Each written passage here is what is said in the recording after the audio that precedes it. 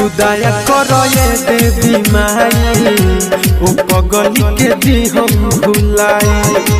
तू दया करो ये देवी माई ओ पगली के दी हम भुलाई। नहवा दिन नवरात करब हम अपन सिरवा नवाई। तू दया करो हे देवी माई ओ पगली के दी हम भुलाई। तू दया करो ये देवी माई ओ पगली के दी हम भुलाई।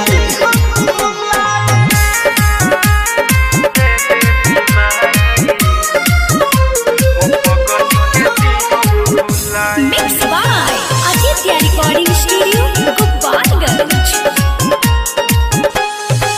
मन तू बातए हमार महतरिया दोना निकाल जे बदिल के भीतरिया।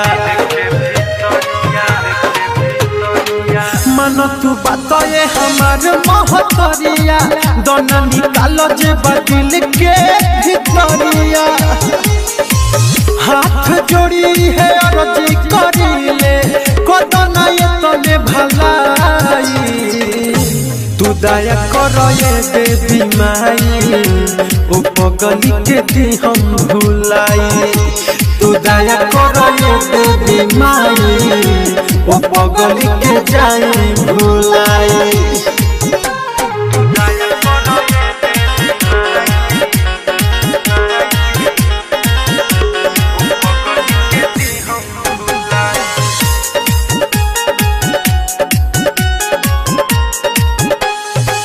ओके विसार दिही है मकसदबा दरदी पकावा के पार करत हदबा।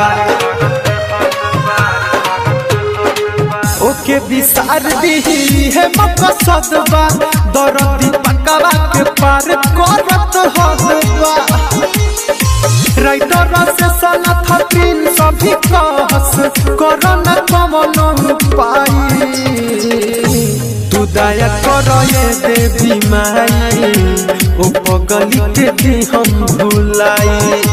तू दया करो ये देवी माई ओ पगली के जाई भुलाई। नहवा दिन नवरात करब हम अपन सिरवा नवाई। तू दया करो हे देवी माई ओ पगली के दी हम भुलाई। तू दया करो ये देवी माई ओ पगली के दी हम भुलाई।